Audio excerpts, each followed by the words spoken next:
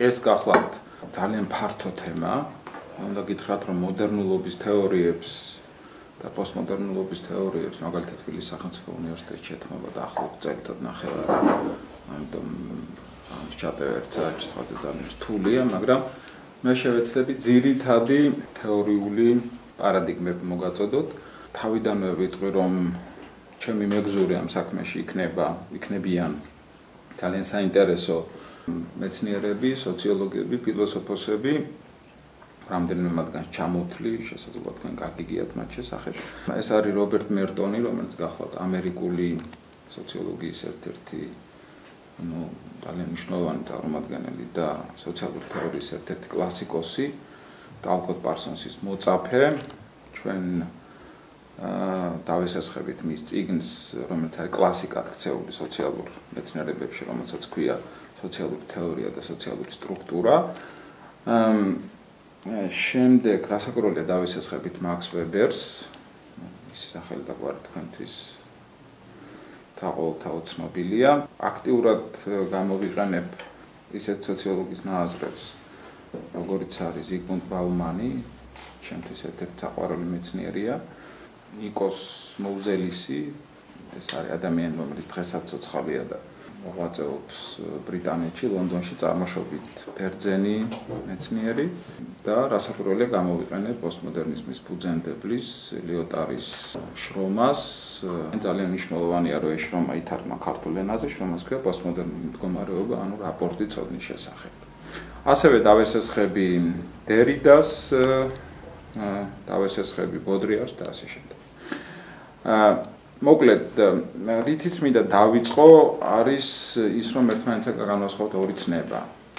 ერთმანეთსაგან ეს არის მოდერნულობა, პოსტმოდერნულობა ერთი მხრივ და მეორე მხრივ მოდერნიზმი და პოსტმოდერნიზმი. ხშირად მათ შორის განსხვავებას, ამ ცნებებს შორის განსხვავებას არ ატარებენ, მაგრამ ბევრ მეცნიერს, მაგალითად რიცერი კატეგორიულად მოითხოვს, რომ ამ ორ ცნებას შორის გატარდეს განსხვავება, თუმცა რასაკვირველია ეს განსხვავება არ არის კატეგორიული, ეს განსხვავება არ არის პრინციპული, ეს განსხვავება არ არის თითქოს მოდერნიზმი და მოდერნულობა რაღაცა პარალელურ ხაზებს ქმნიან, რომლებიც ერთმანეთს არ გადააკვეთს. რა არის ამ განსხვავების ძირითადი ინდიკატორი?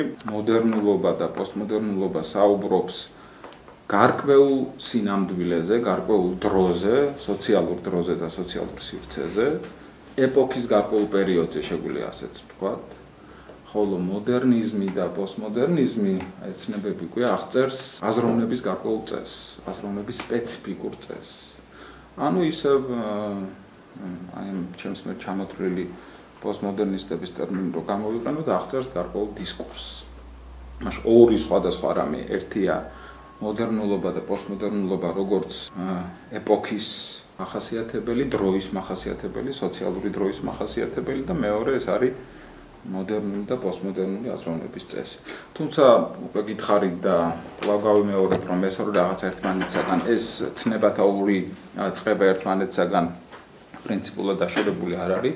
შეგვიძლია ვთქვათ, რომ მოდერნიზმი ეს არის რეფლექსია მოდერნულობაზე და ისიც შემიძლია გითხრათ, რომ მოდერნიზმი როგორც აზროვნების განსაზღვრული წესი და მოდერნულობა გაცილებით ახლოსა ერთმანეთთან და გაცილებით ფარავს ერთმანეთს, ვიდრე პოსტმოდერნიზმი როგორც აზროვნების სპეციფიკური წესი, როგორც დისკურსი და პოსტმოდერნულობა იმ მარტივი მიზეზის გამო, რომ აი თუ გადავხედავთ იმ საზოგადოებებს, თანამედროვე საზოგადოებებს, რომლებიც დღეს არსებობს, ალბათ გაგვიჭირდება, შეგვიძლია ჩემეკამათოთ შემდეგ, მაგრამ ალბათ გაგვიჭირდება ისეთ საზოგადოების ნახვა, რომელიც არის შემდგარი პოსტმოდერნული პროექტი. ასეთი, ასე ვთქვათ, საზოგადოება, ჩემი აზრით, არ არსებობს.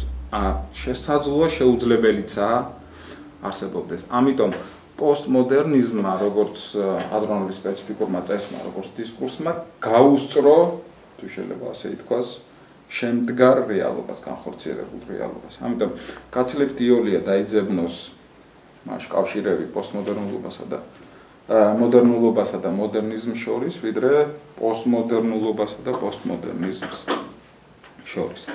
მაშ ეს განსხვავება დავიმახსოვროთ და შესაბამისად როდესაც მე ვილაპარაკებ მოდერნულობაზე და მოდერნიზმზე, ამ განსხვავებას ასევე ვიქონიებ ხედველობაში და დავიწყებ მოდერნულობის მახასიათებლებით. მაშინ რა დავსვათ ესეთ შეკითხვა და უპასუხოთ, რა თვისებები, რა მახასიათებლები შეიძლება ახასიათებდეს მოდერნულ საზოგადოებას. რას ვუწოდებთ ჩვენ მოდერნულ საზოგადოებას, უბრალოდ რას უწოდებენ მოდერნულ საზოგადოებას მოდერნიზმის საყოველთაოდ აღიარებული მკვლევარი.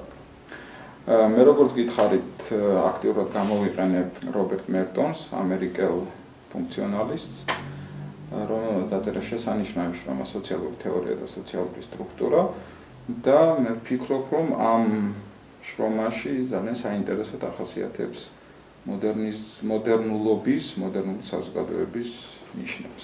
სულ მცირე სამი ნიშანი შეიძლება გამოიყოს რობერტ მერტონის ნაზრების საფუძველზე. პირველი, მერტონი ამბობს, რომ სოციალური ინსტიტუტები, სოციალური ჩვევები, ან სოციალური ურთიერთობები. მოდით შევთანხმდეთ, რომ ამ სამ რაღაცას ამჯერად სინონიმურ მნიშვნელობით გამოვიყენებთ და ამ ყველაფერს შეიძლება ერთი სახელიც უწოდოთ სოციალური ინსტიტუტები. სოციალური ინსტიტუტები, როგორც სოციალური დროშის და სივრცეში ხანიერი სოციალური ურთიერთობები, განმეორებადი სოციალური ურთიერთობები. არა ერთჯერადი, არა სპონტანური ხდომილობები, არამედ განმეორებადი სოციალური ურთიერთობები, ანუ მაშინ სოციალური ინსტიტუტები საზოგადოებაში მნიშვნელობს არა მთელი საზოგადოებისთვის, არამედ მნიშვნელობს მხოლოდ საზოგადოების გარკვეული ჯგუფისთვის, ანუ იმ სოციალური ერთეულებისთვის, რომლებიც ამ სოციალურ ინსტიტუტებში, ანუ ხანიერ სოციალურ ურთიერთობებში არიან ჩართული. ესე კიდევ ერთხელ გავიმეორებ, მაშინ რა შემთხვევაში უწოდებთ ჩვენ მერტონის აზრით მოდერნულ საზოგადოებას, რომელიმე საზოგადოებას მოდერნულ საზოგადოებას. როდესაც იქ არის ამ საზოგადოებაში არსებობს რაღაც სოციალური ურთიერთობები, რაღაც სოციალური სტანდარტები, ან კულტურული ჩვევები, სოციალური ინსტიტუტები, როგორც გითხარით, რომლებიც მთელი საზოგადოებისთვის კი არ არის მნიშვნელოვანი. მთელი საზოგადოებისთვის კი არ არის ფუნქციონალური, შეგვიძლია ეს ტერმინის გამოვიყენოთ, იმიტომ რომ ფუნქციონალიზმის წარმომადგენელია რობერტ მერტონი. არამედ მნიშვნელოვანია საზოგადოების გარკვეული ჯგუფებისთვის. კერძოდ იმ სოციალური ერთეულებისთვის, რომლებიც ამ ურთიერთობებში როგორც შემდგარ პრაქტიკებში არიან ჩართული, შესაბამისად წარმოადგენენ ამ სოციალური ურთიერთობების აქტორებს. მერტონის აზრით რატოა ეს მოდერნიზმის მახასიათებელი? იმიტომ რომ წინამოდერნულია ყველა საზოგადოება, რომელიც აღიარებს გარკვეული სოციალური ურთიერთობების ფუნქციონირებას მთელი საზოგადოებისთვის. გარკვეული სოციალური ინსტიტუტებში ჩართვის ვალდებულება საზოგადოების თითოეული წევრისთვის. და თუ ვინმე ამ ტიპის ურთიერთობებში ჩართული არ არის, ის ცხადდება დევიანტად. ანუ ის ცხადდება ასოციალურად, რა. მაშინ მოდერნიზმი იწყება იქ, სადაც არსებობს სხვადასხვა სოციალური ჯგუფების მასშტაბით გამჟღავნებული, მოწესრიგებული სოციალური ურთიერთობები. სხვანაირად რომ თქვა, ძალიან მარტივად რომ თქვა, შეგვიძლია ასეც ერთი სიტყვით შემოგვერთიანებით მეთქვა ეს ყველაფერი, რომ მოდერნულია საზოგადოება, რომელიც შედგება სუბკულტურებისაგან. საზოგადოება, რომელიც არ არის ერთი უნიფიცირებული კულტურის ტოლფასი, თუ შეიძლება ასე ვთქვას. არამედ ეს არის საზოგადოება, რომელიც შედგება ცალკეულ სოციალურ ჯგუფთან მიერ აღიარებული პირობლებისაგან. ამ ჯგუფებს სოციოლოგიაში, სოციოლოგიის ენაზე ქვიათ სუბკულტურები.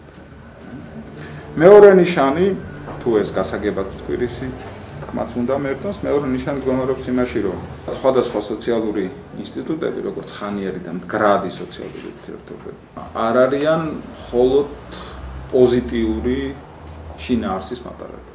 არამედ შესაძლებელია ისინი საზოგადოების განვითარების გარკვეულ ეტაპზე, ან საზოგადოების განვითარების მოცემულ ეტაპზე რაღაცა ჯგუფებისთვის იყვნენ ნეგატიური დატვირთვის მქონე. ანუ იყვნენ არა მხოლოდ ფუნქციური, არამედ დისფუნქციური. შესაბამისად, მერტონი ამბობს, რომ მოდერნულ საზოგადოებას უწოდებთ ისეთ საზოგადოებას, სადაც სოციალური ინსტიტუტები, სადაც სოციალური სტანდარტები, ქცევის გარკვეული მოდელები თავის შინაარსით არის რელატიული, შეფარდებითი. მათ პოზიტიური მნიშვნელობა გარკვეული სოციალური ჯგუფებისთვის, მაგრამ დისფუნქციურია, ანუ ნეგატიური მნიშვნელობა გარკვეული სხვა სოციალური ჯგუფებისთვის. და შეუძლებელია ან რთულია მოდერნულ საზოგადოებაში, არსებითად რთულია, მოიძებნოს ისეთი სტანდარტები, რომლებიც თანაბრად პოზიტიურია ყველა საზოგადოებაში შემავალი ყველა სოციალური ჯგუფისთვის. ძალიან მარტივად რომ ვთქვათ, მაგალითად, ისეთი სოციალური პრაქტიკები, ისეთ ხანიერ სოციალური ურთიერთობები, როგორც რელიგიური, მართლმადიდებლური რელიგიური პრაქტიკები, არა, მოდერნულ საზოგადოებაში ფუნქციობს, მნიშვნელობს მხოლოდ მრევლისთვის, ეგრეთ წოდებული აქტიური მრევლისთვის, მაგრამ არ მნიშვნელობს სხვა მრევლისთვის, ან დისფუნქციურია მართლმადიდებლობასთან დაპირისპირებული სოციალური ჯგუფებისთვის. და მოთხოვნა იმის, რომ გარკვეულმა სოციალურმა პრაქტიკებმა პოზიტიური მნიშვნელობა იქონიოს საზოგადოების თითოეულ წევრისთვის, ეს მოთხოვნა არის არაცივილი მოთხოვნა, არა მოდერნული მოთხოვნა. ეს არის წინამოდერნული, პრემოდერნული, ცივილიზაციამდელი შეგვიძლია ასეც ვთქვათ მოთხოვნა. და მესამე ნიშანი, რომელიც მე ვფიქრობ არის განსაკუთრებით მნიშვნელოვანი და განსაკუთრებით საინტერესო ჩემი აზრით, თამარობს შემდგომში, რომ შეუძლებელია მოდერნულ საზოგადოებაში მოიძებნოს ისეთი სოციალური ინსტიტუტი, რომელიც პრინციპულად იქნება ჩაუნაცვლებელი. ანუ ეს ნიშნავს იმას, რომ შეუძლებელია მოიძებნოს ისეთი სოციალური ინსტიტუტი, რომელსაც არ მოეძებნება ალტერნატივა. მოდერნული საზოგადოება ეს არის ალტერნატივების საზოგადოება, შეგვიძლია ასეც ვთქვათ. მე ერთად სპეციალური ტერმინი ჩემოაქვს ფუნქციური ალტერნატივების, ფუნქციური ეკვივალენტების ცნების სახით და ის ამბობს, რომ მოდერნულ საზოგადოებაში გარკვეულ ფუნქციას არ ასრულებს მხოლოდ განსაზღვრული სოციალური ინსტიტუტი. ესათვის ფუნქცია შეიძლება ტოლმძალოვნად, თანაბარ მნიშვნელოვნად შესრულდეს სხვადასხვა სოციალური ინსტიტუტის მიერ, ანუ ალტერნატიული სოციალური ინსტიტუტების მიერ. და იმის გამოცხადება, იმის თქმა, იმის აღიარება, რომ რაღაცა ფუნქცია საზოგადოებაში სრულდება მაინდა-მაინც, ასე ვთქვათ, გარკვეული სოციალური ინსტიტუტის მიერ და შეუძლებელია ალტერნატიულმა, რომელიმე ალტერნატიულმა ინსტიტუტმა იგივე ფუნქციის შესრულება უზრუნველყოს, ეს არის, ასე ვთქვათ, არამოდერნული ან წინამოდერნული აზროვნება. დამარტივი მაგალითი შემიძლია მოვიყვანო იმისთვის, რომ ნათელი გახდეს რაზე ლაპარაკი. მას მოდერნულ საზოგადოებაში მღვდელის ალტერნატივა არის, თქვათ, ფსიქოთერაპევტი. ან თქვათ, ისეთი არაფორმალური სოციალური ერთეულები, როგორც მეგობარი, არა? თქვათ, თუ მიდიხარ მღვდელთან და თუ ის მღვდელი წარმოადგენს გარკვეულ ინსტიტუციას, ამ შემთხვევაში ეკლესიას, და თუ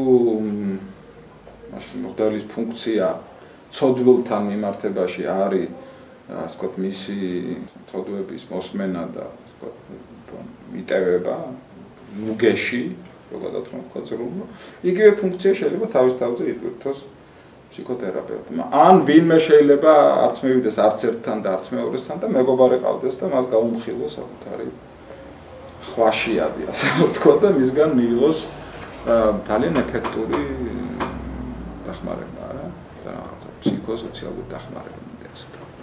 ამიტომ ახლა იმის თქმა, რომ მაგალითად მხოლოდ ეკლესიის წარმომადგენლებს დაუტოვოთ ეს ფუნქცია, თერაპიის ფუნქცია, სოციალური თერაპიის ფუნქცია არ იქნება სწორი. ისე არსებობს ალტერნატიული ინსტიტუტები, არაფორმალური ან ფორმალური, რომელსაც შეუძლიათ იგივე ფუნქციის, ერთი და იგივე ფუნქციის თანაბარი ძალით შესრულება. მაშინ ალტერნატივების არსებობა რაიმე ფუნქციების შესასრულებლად გახლავთ მოდერნული საზოგადოების, მოდერნული კულტურის მოდერნულობის ერთ-ერთი ძალიან მნიშვნელოვანი მახასიათი. თუმცა აი ახლა აქ მე ვიტყვი ძალიან მნიშვნელოვან რამეს, რომელსაც თავად მერტონიც ამბობს და ის, რასაც მერტონი ამბობს, არის სწორედ ის, რაც გამოყოფს მოდერნიზმს პოსტმოდერნიზმისგან. და ეს ძალიან მნიშვნელოვანი. ანუ ახლა ის, რასაც მერტონი იტყვის, არის ის ზღვარი, რაც მოდერნულ საზოგადოებებს პოსტმოდერნული საზოგადოებისაგან გამოაცალკევს. კერძოდ მერტონი იტყვის, რომ არსებობს რასაკვირველია ფუნქციური ალტერნატივები, არსებობს ინსტიტუციური ეკვივალენტები ამა თუ იმ ფუნქციის შესასრულებლად, მაგრამ ალტერნატივათა დიაპაზონი არ არის უსაზღვრო.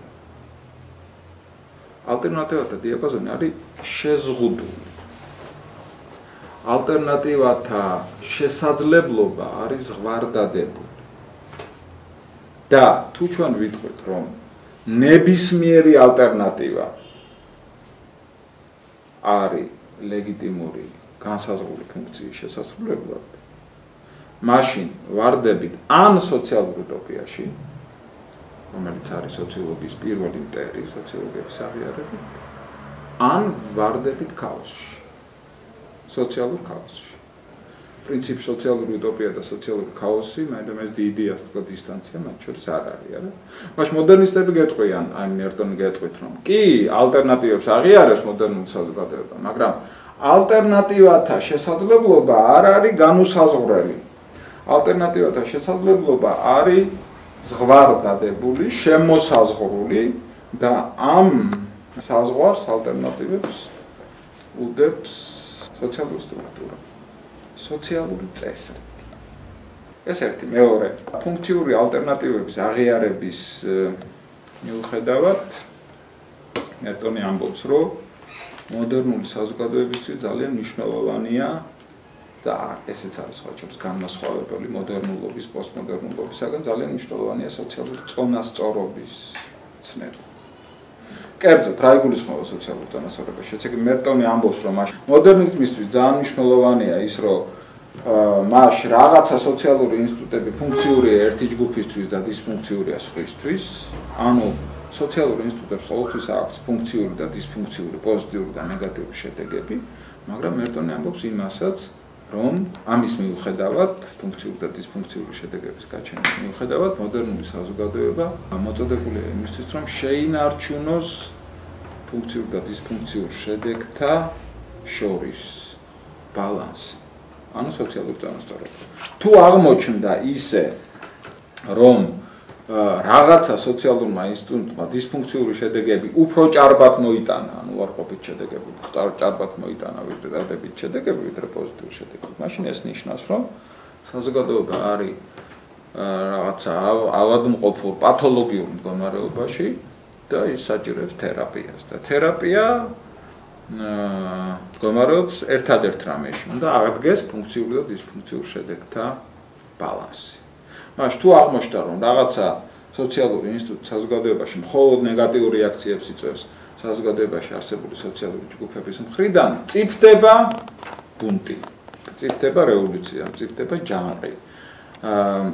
არადა საზოგადოების ნორმალური სახით არსებობა ეს არის მისი არსებობა კონფორმიზმის ამ შემთხვევაში ვლაპარაკობ სოციოლოგიური გაგებით, ანუ სტაბილური ფორმით.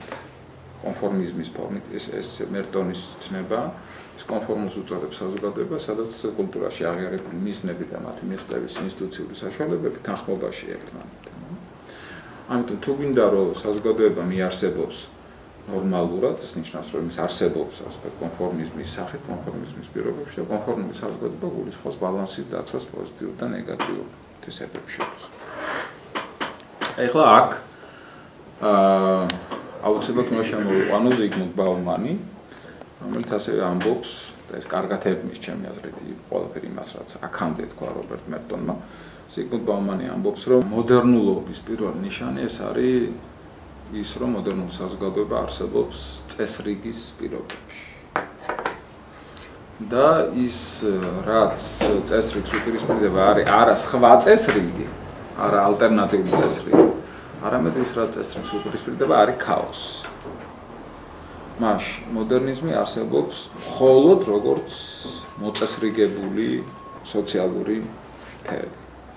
შესაბამისად, სოციალურად ყოფნის კრიტერიუმი, ან შეგვიძლია ასე ვთქვათ, განსაზოგადოების კრიტერიუმი ბაუმანთან არის მოძრაობს ისეთ ბინარულ ოპოზიციაში, როგორც არის მეგობარი მტრის ოპოზიცია. მეგობარი არის ის, ვინც წესრიგის ადეკვატურია, ანუ ვინ წესრიგს აღიარებს და ვთქვათ ამ წესრიგს ემორჩილება, ხოლო მტერი არის ის, ვინც წესრიგს უარყოფს და ამ წესრიგს არ ემორჩილება. აქედან გამომდინარე, ბაუმანი იტყვის, რომ მოდერნიზმი შეურიგებელია იმასთან, ვინც არის უცხო. ძალიან საინტერესო თვალსაზრისია, ამ შემთხვევაში ბაუმანი არსებითად ეთანხმება უცხოს ფენომენის იმ გაგებას, რომელიც ჯერ კიდევ შემოგვთავაზა გეორგ ზიმელმა, ამ შესანიშნავმა გერმანელმა მეცნიერმა. ზიმელი ასე განსაზღვრავს თავის ძალიან ცნობილ ესეში Stranger ქვია, უცხო. ასე განსაზღვრავს უცხოს არსებას. მას სხვა შორის სკოლის ისტორიული პროტოტიპი წავდა მისი ებრაელს არსებობას თანამედროვე საზოგადოებაში ის ახასიათებს როგორც უცხოს ფენომენის არსებობას, არა? აი ნუ ჯერ კიდევ ზემელი ამბობს, რომ უცხო არის ის, ვინც არის მოცემული კულტურის წევრი და არც არის. ესე იგი, ვინც არის შინაური, მაგრამ ბოლომდე შინაურიც არ არის. ანუ ვინც ამავე დროს შინაურულობის პარალელურად ინარჩუნებს დისტანციას ლოკალურ კულტურასთან. ანუ ის ადაპტირდება, მაგრამ არა ბოლომდე. ხდება მაინც მისი დისტანცირება მოცემულ კულტურასთან. ანუ ის სადღაც არის შუაში. ის მოდის მოცემულ კულტურაში, რჩება, მაგრამ ყოველთვის მზადაა წასასვლელად, ყოველთვის მზადაა ამ კულტურის დასატოვებლად. ის არ არის ბოლომდე ადაპტირებული მოცემულ კულტურასთან. აი ბაუმანი იტყვის, რომ უცხო არის მოდერნიზმის მტერი. იმიტომ რომ ის არღვევს პარადიგმას გამოხატავს ბინარულ ოპოზიციაში, მეგობარი მტრის ბინარულ ოპოზიციაში. ის არის სადღაც შუაში, ის არც ვთქვათ მეგობარია და არც მტერია. ის არის შენიღბული, ასე ვთქვათ. შენიღბულობა, ამბივალენტურობა. ამბივალენტობის სამწმის მნიშვნელობა ალბათ იცით, ხო? ის რაც არ არის ბოლომდე განსაზღვრული, ის რაც არ არის ბოლომდე ნათელი. ესეთია სწორედ უცხო ამბივალენტურობა. თქვენ შეგიძლიათ მოძებნოთ, ვთქვათ, უამრავი უცხო ქართულ კულტურაში, მაგალითად, ახლა შემიძლია მოგცეთ ამის სააზროვნო სივრცე ამ შემთხვევაში, ნაზრად ჩვენ მეორე ნახევარში ვიმჯერდით, არა? მაშ ამბივალენტურობა არის შეურიგებელი მოდერნიზმის დისკურსთან, მოდერნულობასთან საერთოდ. შესაბამისად, მოდერნულობა მაქსიმალურად ცდილობს საზოგადოების მოცემული კულტურის ამა თუ იმ აქტორს მიუჩინოს ძალიან მკვეთრი ადგილი, ან როგორც წესრიგის ადეკვატურ სუბიექტს, ან როგორც წესრიგის არაადეკვატურ სუბიექტს და მიანიჭოს მას იარლიყები მეგობარის ან მტრის სახით. რისი თქმა მინდა, მაშ მოდერნულობა მართალია აღიარებს ალტერნატივებს, მოდერნულობა მართალია აღიარებს სიჭრელეს თუ შეიძლება ასე ითქვას, მაგრამ გარკვეულ ზღვრამდე. მაგრამ სოციალური წესრიგის ფარგლებში, სოციალური წესრიგის პირობებში. და არავითარ შემთხვევაში არ დაუშვებს იმას, რომ მოდერნული საზოგადოება არსებობდეს არამართვადი, ან უმართავი ქაოსის. აქვე დამავიწყდა მე თქვენ შესავალში, რომ მე კიდე ერთ მოაზროვნებას გამოვიყენებ დაანაყოფიერად, ეს ადამიანი დღესაც ცოცხალია, ეს გახლავთ ენტონი გიდენსი, გაგიგებთ ალბათ მისი სახელი. მისი სახელმძღვანელო სოციოლოგიაში ითვლება ერთ-ერთ ყველაზე უფრო პოპულარულ სახელმძღვანელოდ, თუმცა გიდენსი როგორც სოციოლოგი მნიშვნელოვანია არა მისი სახელმძღვანელოს წყალობით, არამედ მნიშვნელოვანია მისი თეორიის სახელით, ორიგინალური თეორიის სახელით, რასაც ქვია, რომელსაც ქვია სტრუქტურაციის თეორია. და ასევე ძალიან მნიშვნელოვანია ენტონი გიდენსის ნაზრები მოდერნულობაზე, მოდერნულ საზოგადოებაზე. მან ამ თემას მიუძღვნა ორი შესანიშნავი შრომა, ეს არის მოდერნულობის შედეგები და მოდერნულობა და თვით იდენტობა, ხო, modernity and self-identity. ამ შრომებში გიდენსი ახასიათებს მოდერნულ საზოგადოებას, ხო შორის ის ფიქრობს, რომ პოსტმოდერნულობა არის არა მოდერნულობისგან განსხვავებული რამ, არამედ ეს არის high modernity, ყველაზე მაღალი მოდერნულობა. მაშ რა არის ძირითად ნიშანი მოდერნულობის? ის მოდერნულობას ახასიათებს როგორც სოციალური ინსტიტუტების, ან ასე ვთქვათ, ხანიერი მდგრადი სოციალური ურთიერთობების, როგორც ჩვენ განსაზღვრეთ, ნიადაგს მოწყვეტას, ესე იგი disembedding არის მისულადას. ტერმინი მაშინ. ნიადაგს მოწყვეტას. სოციალური ურთიერთობები არის ნიადაგს მოწყვეტილი ესე ტერმინს მავს. რას ნიშნავს ეს ნიადაგს მოწყვეტილი ეს ურთიერთობები? მაშინ ეს ნიშნავს იმას, რომ სოციალური ურთიერთობები აღარ არის მიბმული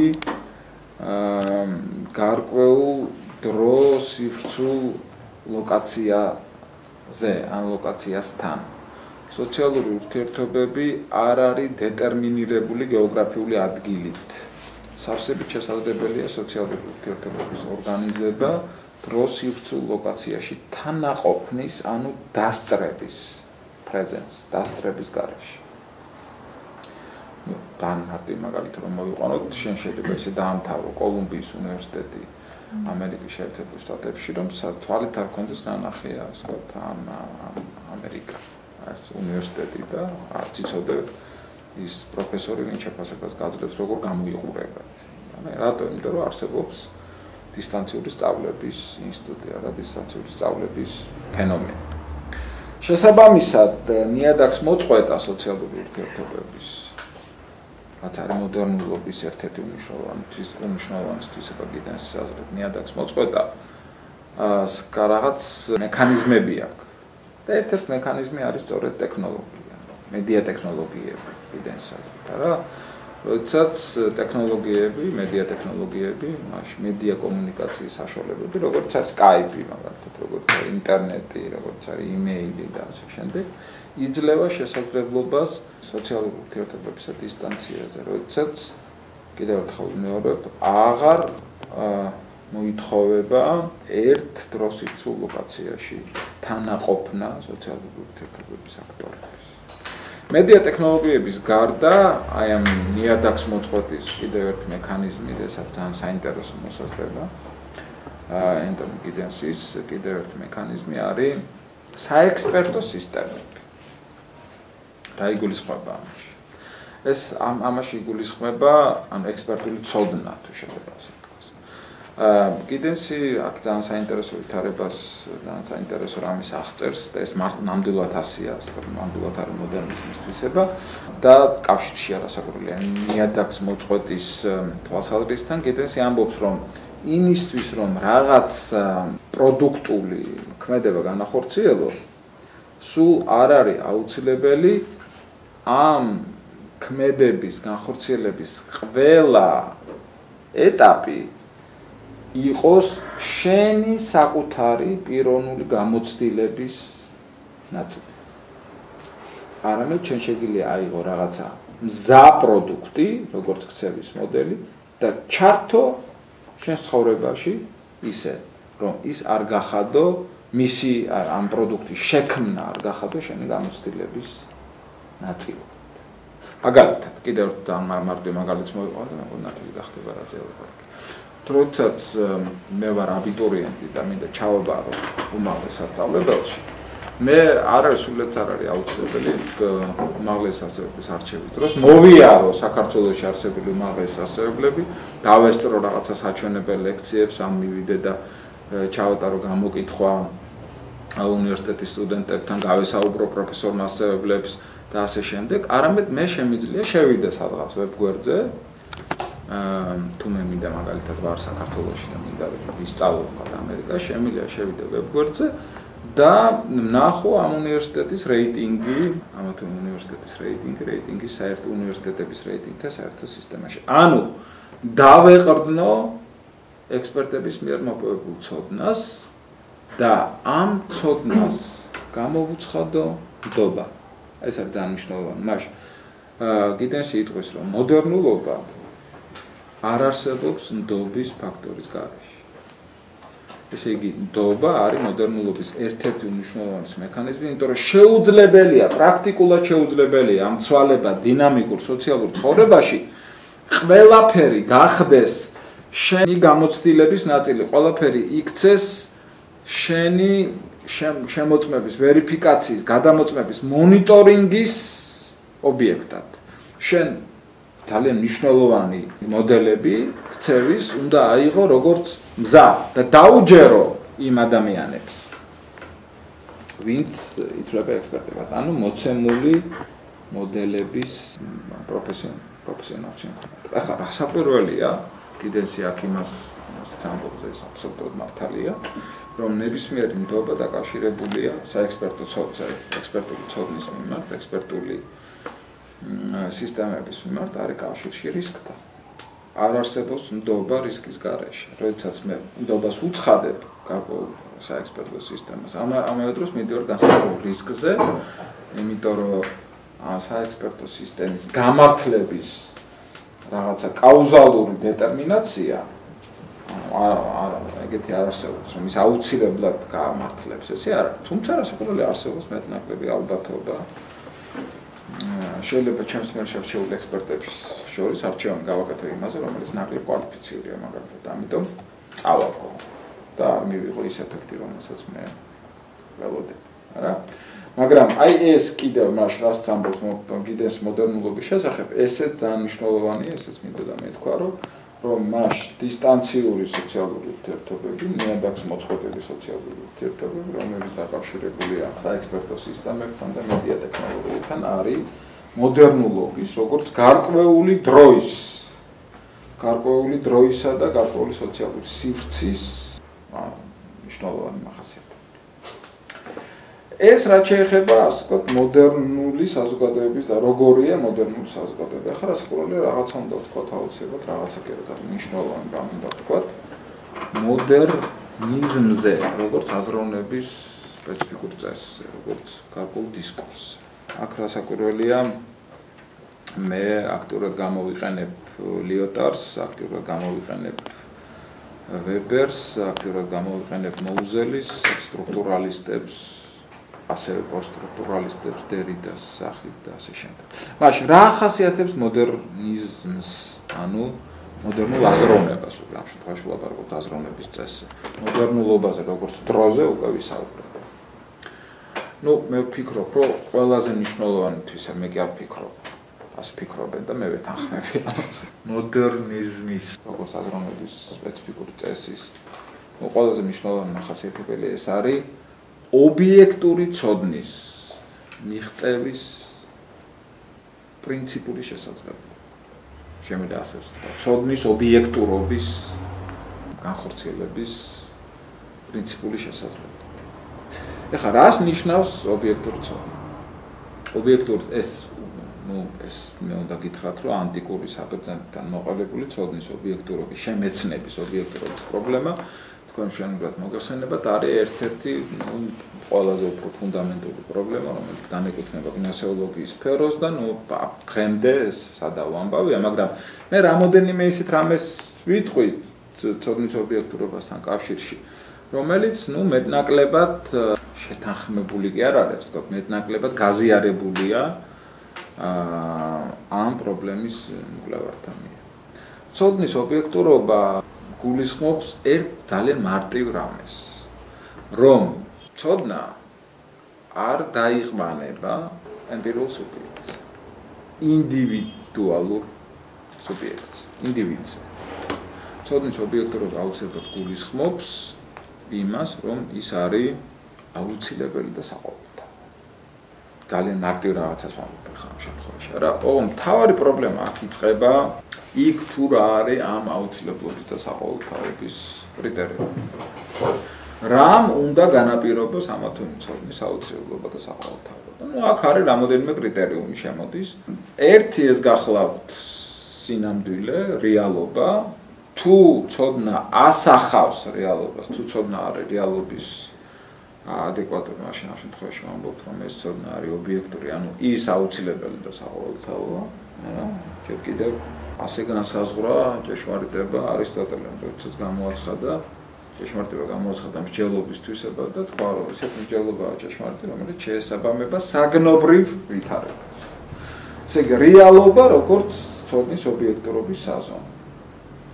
თუ მე წითელ ვარდზე ვთქვი, რომ ვარდი მწვანეა, ვიღაცა მეტყვის, რომ რას ლაპარაკობ, თქვი ხარ, არ ამბობ, შენი ცოდნა არ არის ობიექტური, არ არის ჭეშმარიტი, იმიტომ რომ ეს ვარდი არის არა მწვანე, არა წითელი. ცოდნის საყოველთაობისა და აუცილებლობის კიდევ ერთი პირობა, იმიტომ რომ რეალობასთან შესაბამისობის საკითხი, ცოდნის რეალობასთან შესაბამისობის საკითხი უამრავ მეცნიერთან დადგა ეჭვის ქვეშ სხვადასხვა მიზეზების გამო და მიზეზებს ხადევა გავარკვევთ, რომ ეს ცალკე მსჯელობის თემა. მაგრამ აი ცოდნის ობიექტურობის კიდევ ერთი პირობა, რომელშიც პრინციპში ყველაზე ღონიერი სიტყვა თქვა იმანუელ კანტმა, შესანიშნავმა ფილოსოფოსმა, გერმანულმა ფილოსოფოსმა, არის ის, რომ არა ცოდნის რეალობასთან შესაბამისობა, არა ცოდნის სინამდვილესთან შესაბამისობა, არამედ შემეცნების პროცესის წარმოება ყველა ადამიანში თანაბრად მოქმედი, ყველა ადამიანში არსებული შემეცნების უნარების საფუძველზე. და კანტი ასეთ ცნობიერებას უწოდებს ტრანსცენდენტალურ ცნობიერებას. ამაში კანტი ამბობს, რომ ჩვენ ერთმანეთზე განმოხსოვთ ემპირიული სუბიექტი და ტრანსცენდენტალური სუბიექტი. ტრანსცენდენტალური სუბიექტის მიერ მოპოვებული ცოდნა არის აუცილებელი და საყოველთაო, რატომ? იმიტომ რომ ის არის ყველა ადამიანში თანაბრად მოქმედი შემეცნების უნარების მატარებელი. და მას ცოდნის ობიექტურობის პირობა ამ შემთხვევაში არის ის, რომ მე ამ ზოგად ადამიანურ უნარებს ვიყენებ და მასში არ ვურევ ჩემი როგორც ემპირიული სუბიექტის წარმოქმნას. მას რეალობა, ცნობიერების საერთო კანონზომიერება, აი ეს ორი რამ შესაძლოა იქცეს ცოდნის ობიექტურობის პირობად, ანუ ობიექტური ცოდნის მიღწევის პრინციპულ შესაძლებლობად და მოდერნიზმი აუცილებლად აღიარებს იმას, რომ შესაძლებელია ობიექტური ცოდნის რეალიზაცია, ანუ შესაძლებელია ისეთ ცოდნის მოპოვება, რომელიც არის აუცილებელი და საყოველთაო. შემდეგი პრინციპი მოდერნული აზროვნების, მოდერნული დისკურსის მდგომარეობს ცოდნის დაფუძნებადობაში, თუ შეიძლება ასე ითქვას. ანუ ეს იმას ნიშნავს, რომ ცოდნა არ არსებობს როგორც თვითკმარი მოცემულობა. ცოდნა ყოველთვის მიბმულია გარკვეულ მეტა ცოდნასთან, ანუ როგორც ამას ლეოტარი უწოდებს, გარკვეულ მეტა ნარატივთან. ან გრანდ ნარატივთან შეგვიძლია ასე ვთქვათ. ანუ ცოდნას ყოველთვის აქვს თავისი ცუდი სიტყვა, ახლა იდეოლოგიური არ მინდა ვიყავ, მაგრამ თავისი კონცეპტუალური ბმა გარკვეულ პარადიგმატულ პრინციპთან. მაგალითად, და ესეთია მოდერნული აზროვნება, მოდერნიზმის აზროვნება ამბობს ლეოტარი, ესე იგი, მას ცოდნა არსებობს იმიტომ, რომ მან მაგალითად უზრუნველყოს სოციალური პროგრესი. ეს იქნება ცოდნის ობიექტური ცოდნის მიბმა სოციალური პროგრესის იდეასთან. ვიღაცა იტყვის, რომ ცოდნა არსებობს იმიტომ, რომ მან მხოლოდ ისეთი ცოდნა აქვს, თქვათ ლეგიტიმური, რომელიც გაამართლებს მაგალითად გენდერული თანასწორობის პრინციპს. ვიღაც იტყვის, რომ ცოდნის ფუნქცია ემანსიპაცია და ასე შემდეგ. ანუ ცოდნა ფუძნდება გარკვეულ იდეოლოგიურ, კონცეპტუალურ სქემებში. ესეც არის მოდერნიზმის მაჩვენებელი. მაგალითად, ვებერი იტყოდა, რომ თქვათ მისთვის მეტანარატივი იქნებოდა რაციონალობა, იმიტომ რომ იტყოდა, რომ ცოდნა არის მოწოდებული იმისთვის, რომ მან უზრუნველყოს ადამიანის რაციონალური ქმედების შესაძლებლობა, რომელიც არის წინაპირობა იმისა, რომ ადამიანი გაემიჯნოს მაგალითად ისეთ ქცევას, როგორც არის აფექტური ქცევა, რომელიც მიმდინარეობს გასაზრისიანებული, გაცნობიერებული მოქმედების ფარგლებს მიღმა და შესაბამისად არის იმ რისკის მატარებელი, რომ ის იყოს არასოციალური წესრიგის ადეკვატური, არამედ პირიქით ხაოსის ადეკვატური არა. მას რაციონალიზაცია, ემანსიპაცია, პროგრესი, გენდერული თანასწორობა, ყველა ეს არის, ასე ვთქვათ, ის მეტანარატივი, რომელიც ლეგიტიმაციას აძლევს ცოდნას. ესეც არის მოდერნიზმის ერთი ძალიან მნიშვნელოვანი თვისება, მოდერნული აზროვნების და კიდევ ერთი თვისება, მოდერნული აზროვნება არის ჰუმანისტური აზროვნება. ჰუმანიზმის პრინციპს იზიარებს. ის რაც მდგომარეობს იმაში, რომ მოდერნული აზროვნების პირობებში ადამიანი განიხილება როგორც ცენტრი, ადამიანი განიხილება როგორც ძირითადი ღირებულება. როდესაც ობიექტური ცოდნის დაფუძნების შესაძლებლობაზე საუბრობ, მოდერნიზმის ობიექტური ცოდნა ყოველთვის არსებობს როგორც სტრუქტურა. ახლა სტრუქტურის მრავალნაირი გაგება არსებობს სოციალურ მეცნიერებაში, მაგრამ ერთ-ერთი ყველაზე უფრო ესეთი გავრცელებული გაგება არის სტრუქტურის გაგება როგორც ანალიტიკური მოდელის, რომელიც შექმნილი ემპირიულ სოციალურ ურთიერთობათა მსგავსად. რა? ეს ესათვის ანალიტიკური მოდელი იმისთვის, რომ ამ სტრუქტურის კვალიფიკაცია მიენიჭოს, სხვადასხვა პირობას უნდა აკმაყოფილებს. ერთი პირობა არის ის, რომ ეს ანალიტიკური მოდელი უნდა არსებობდეს როგორც მოწესრიგებული სისტემა, სადაც ამ სისტემის შემადგენელი ნაწილები ერთმანეთთან არიან ისეთ ფუნქციურ დამოკიდებულებაში. სტრუქტურის ერთ-ერთი მახასიათებელი არის ასევე ამ შემთხვევაში მოვაპარაკო ლევი-სტროსის, კლოდ ლევი-სტროსის შესანიშნავი ფრანგული აზროვნის პოზიციიდან ის ასე ახასიათებს სტრუქტურას, ახასიათებს სტრუქტურას როგორც ისეთ ანალიტიკურ მოდელს, რომელიც ხორციელდება, რომელიც არსებობს სოციალური სისტემის სახით. ერთ-ერთი ძალიან მნიშვნელოვანი მოდელი სტრუქტურის სახით არსებული ანალიტიკური მოდელის არის ის, რომ ის ინარჩუნებს თავის თავთან იგივეობას გარკვეული გარდასახვების მიუხედავად და კიდევ ერთი ნიშანი, რომელსაც ლევი-სტროსი აღიარებს, მდგომარეობს შემდეგში, რომ მაშინ მე სტრუქტურას, რამდენად ის არის მოწესრიგებული მთელი, შეუძლია იწინასწარმეტყველოს ცვლილება და ამ ცვლილებაზე რეაქცია სისტემის დანარჩენი ელემენტების.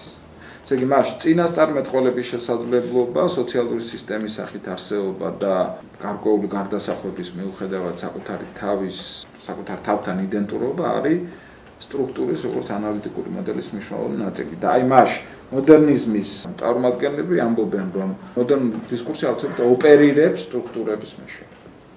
სტრუქტურების, რომელსაც, აქ ვთქვათ, მაგალითად ისეთი ფრანგი მოდერნისტი მეცნიერი, როგორც დიუკემი, აქმევს კოლექტიური ცნობიერების პროდუქტს.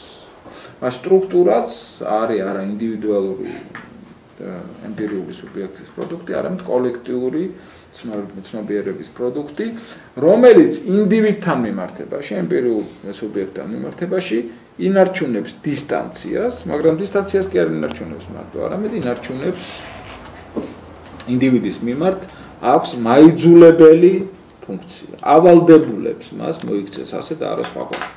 ამიტომაც ამბობს, რომ სტრუქტურები, აი მაგალითად დიუკემი ამბობს, რომ სტრუქტურები არსებობენ როგორც სოციალური ნივთები. ამით უსვამს სისხლს სტრუქტურათა ობიექტურობას. ესე იგი, როგორც სოციალური ნივთები, რას ნიშნავს ეს, რომ ის სტრუქტურები დისტანცირებულია ინდივიდუალური სუბიექტისაგან და აქვს ინდივიდზე მაიძულებელი ზემოქმედება, მავალდებულებით ზემოქმედება, კერძოდ მოითხოვს მისგან მოიქცეს ასე და არა სხვაგვარად. ნებისმიერი კანონი, მაგალითად, მოდერნულ საზოგადოებაში, ეს არის კოლექტიური ცნობიერების პროდუქტი, ეს არის სტრუქტურა, ეს არის ანალიტიკური მოდელი, რომელიც ემპირიულ სუბიექტებს თხოვს, საზოგადოების წევრებს თხოვს, აქტორებს თხოვს, მოიქცნენ ასე და არა სხვაგვარად. არა?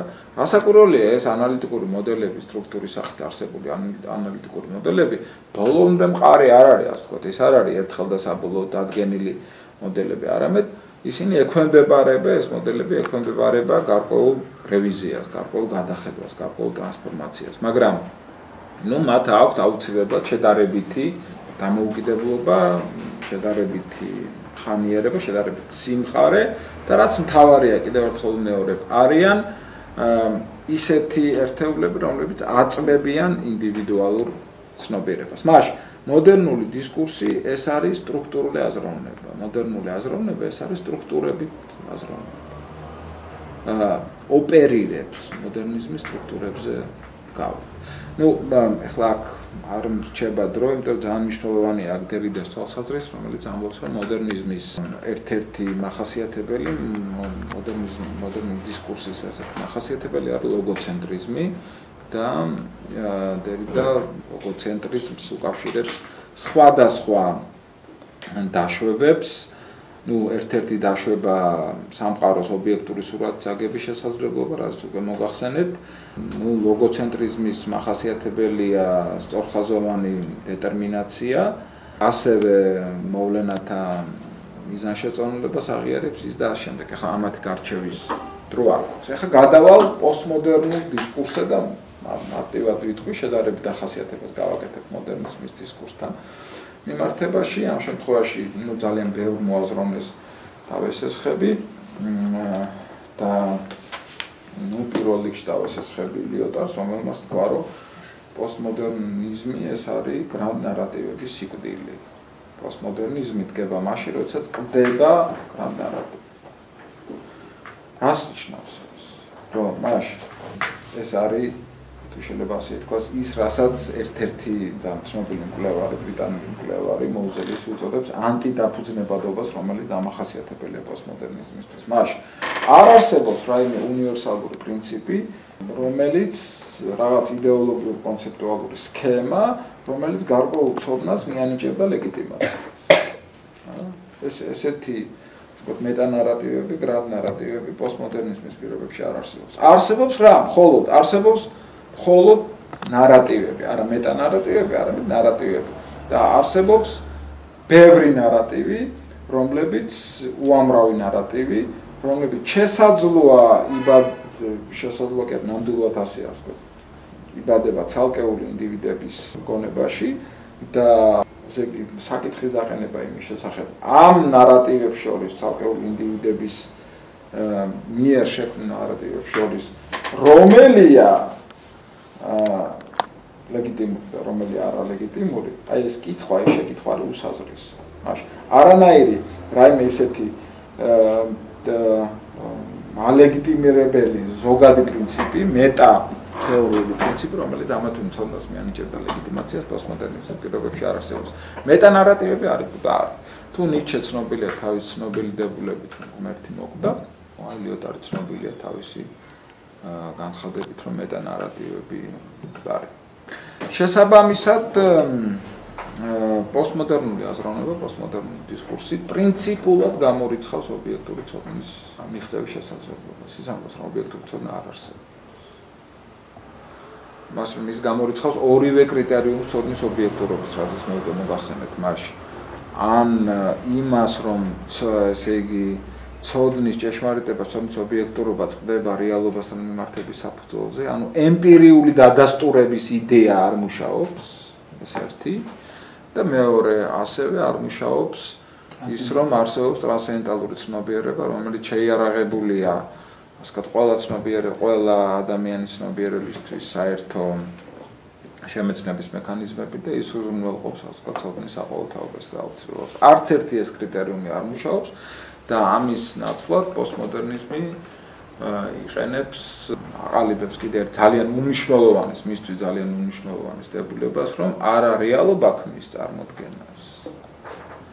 არა რეალობის საფუძველზე, არა სინამდვილის საფუძველზე ყალიბდება წარმოდგენები, არამედ პირიქით. წარმოდგენები ქმნის რეალობას. აი ამას ბოდრიარი ძალიან ხატოვნად იტყვის, რომ არა ესე იგი ტერიტორია კი არ უსწრებს წინ რუქას, ანუ რუქა კი არ დგება ტერიტორიის საფუძველზე, ანუ ჯერ ტერიტორია კი არ არსებობს და მასთან შესაბამისობაში კი არ ხდება რუკების დიზაინი, არამედ პირიქით რუკა უსწრებს წინ ტერიტორიას. ანუ რამდენი წარმოდგენაცაა, იმდენი რეალობაა, იმდენი სინამდვილეა და ამ სინამდვილეებს შორის რომელია ნამდვილი სინამდვილე, რომელია ნამდვილი რეალობა, ამ შეკითხვას აბსოლუტურად უსაზღვროა, იმიტომ რომ კიდევ ერთხელ ვიმეორებ, არ არსებობს რაიმე კრიტერიუმი, რომელიც გარკვეულ რეფლექსიას, ლეგიტიმაციას მისცემდა ან სინამდვილესთან მიმართების საფუძველზე, ან შემეცნების საყოველთაო მექანიზმების მექანიზმებთან მიმართების საფუძველზე, ან მით უფრო მეტანარატივებთან მიმართების საფუძველზე, არა? მაშინ ბოდრიარი აყალიბებს პოსტმოდერნული დისკურსის ერთ-ერთ ძირითად პრინციპს, რომელიც ამბობს, რომ წარმოდგენას არანაირი ბმა ნამდვილ ჭალებში, ნამდვილ რეალობასთან არ აქვს. წარმოდგენები თავად ქმნიან რეალობას და ის თუ რა არის კიდევ ერთხელ მეუბნებ, რა არის ნამდვილ რეალობა, ამას არანაირი აზრი, ამას არანაირი, ასე ვთქვათ, ამ შეკითხვას არანაირი საზრისი არ აქვს. შესაბამისად, პოსტმოდერნული დისკურსი ასევე აღიარებს ანტიჰუმანისტურია იმ აზრით, რომ ის ახდენს სუბიექტის დეცენტრირებას. ის ამბობს, რომ სუბიექტი არ არის სრულად არ არის მთავარი ღირებულება. ადამიანი არ არის მთავარი ღირებულება. ადამიანი არის ერთ-ერთი შესაძლებელი დისკურსის, სხვა დისკურსებს შორის. ხომ ეგ დამავიწყდა, ძალიან მნიშვნელოვანი რამ ახლა უკვე ფუკოს დავესესხები, მიშელ ფუკოს დავესესხები. აი ფუკო იტყვის, რომ მოდერნულ დისკურსს ახასიათებს, მოდერნულ აზროვნებას ახასიათებს ასევე ოპერირება ტაქსონომიური ერთეულებით. ტაქსონომიური ერთეულით, რომელი რა ტიპის ერთეულია? როდესაც არსებობს, როდესაც თანაარსებობს განსხვავება და მსგავსება. მაგალითად, ტაქსონომიური ერთეული შეგვიძლია წარმოვიდგინოთ გვარსახეობრივი ურთიერთობის სახით. მაგალითად, ყველა ავტოტრანსპორტი განსხვავებულია, მაგრამ ყველა მანქანა, კონკრეტული მანქანა ერთმანეთისგან განსხვავდება, მაგრამ ყველა საერთიანებს საერთო ნიშანი, ამიტომ ყველა შეგვიძლია ამ საერთო ნიშნის საფუძველზე გამოვაცხადოთ ავტომობილად, ხო, ესე იგი ავტოტრანსპორტად ან მოტოტრანსპორტად. მაგალითად, ადამიანები განსხვავებულია, მაგრამ ყველას ახასიათებს რაღაცა საერთო ნიშანი, რაც ამ განსხვავებას გარკვეულ ერთიანობას აძლევს.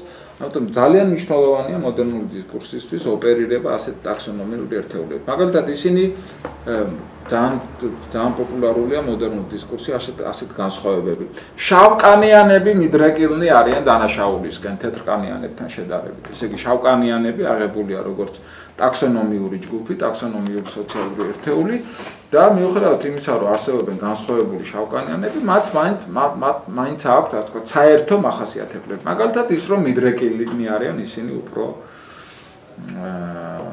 დანაშაულისგან გაგუგია ეს ხშირად არა თეთრკანიანებთან შედარებით. ან მაგალითად შეგვიძლია ესეც მოდერნული დისკურსის ნაყოფია ასეთი მსჯელობა. გერმანელები კანონის ხალხი, ან რუსები, ხო? ესე მოგусმენია ხშირად ასეთ განსხვავება.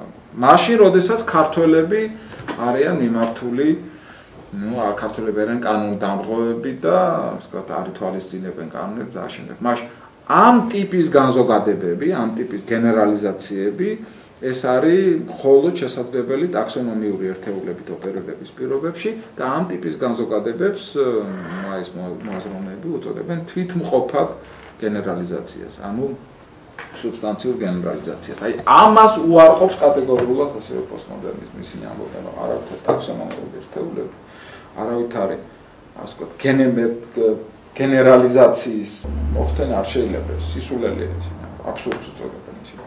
შეუძლებელია მოძებნო რაღაცა ისეთი მახასიათებელი, რომელიც ვთქვათ ახდენს გარკვეული სოციალური ჯგუფის ჰომოგენიზაციას ამა თუ იმ ნიშნით. და აი ამ სუბიექტის დეცენტრირებაზე უკვე გითხარით, რომ სუბიექტის ინდივიდის სულაც არ არის, ასე ვთქვათ, მთავარი ღირებულება, ის ერთ-ერთი დისკურსია სხვა დისკურსებს შორის, ახლა გამახსენდა, შეიძლება თქვენ გინახავთ თუ არა, ჰიჩკოკის ფილმი ჩიტები, გინახავთ ეს ფილმი ჩიტები. ეს თავისი შინაარსით არის სწორედ პოსტმოდერნული ფილმი, იმიტომ რომ სრულად ხაზგასმულად ამბობს იქ ჰიჩკოკი, რომ ჩიტი, რომელიც ჰუმანიზმის პირობებში, ესე იგი ადამიანის სამყაროს ცენტრად დასახვის პირობებში არის ადამიანის ქვემდებარე და ადამიანს უნდა იმას უზამს ჩიტს, ესე იგი თუ უნდა გალიას ჩასვამს, დეკორაციად გამოიყენებს, გაპუტავს და ბუმბულს გამოიყენებს, დაკლავს და შეჭამს და შემდეგ ჰიჩკოკი იქ გვაჩვენებს, როგორ იქვემდებარებს, როგორ იმონებს ჩიტი, თუ არ გაქვთ ეს ნახეთ ესე იგი. რას უშვებიან ჩიტები ადამიანებს, რომ მაშინ იცვლება ძალაუფლების ვექტორი და არა ადამიანი ბრძანებლობს ჩიტზე, არამედ ჩიტი ბრძანებლობს ადამიანს. ეს არის ასე ვთქვათ, ჰუმანიზმის კრიტიკა კინოხელოვნების ენას. ჩემი აზრით, საკმარისად მოგაწოდეთ სააზროვნო მასალა, რომ განსხვავებინა ერთმანეთისგან მოდერნიზმი და პოსტმოდერნიზმი, მოდერნულობა და პოსტმოდერნულობა. შესაბამისად ისეთი ცნება ვთქვათ, ეს დამნიშნულოვანი ამასაც გეტყვით. ეს ცნება როგორც სოციალური წესრიგის ცნება არის აბსოლუტურად ასე იგი არა ოპერირებადი პოსტმოდერნულ დისკურსში. სოციალური წესრიგი რას გულისხმობს? სოციალური წესრიგი აუცილებლად გულისხმობს წესრიგის მაგარანტირებელი ნორმების არსებობას, რომელთაც პრეტენზია აქვს აუცილებლობაზე და საყოველთაობაზე. და რამდენად შეუძლებელია ამ ტიპის ცოდნის მოპოვება, ეს ნიშნავს, რომ სოციალური წესრიგის მოთხოვნაც ეს არის შეზღუდვა ემპირიული სუბიექტის. შეზღუდვა თავისუფლად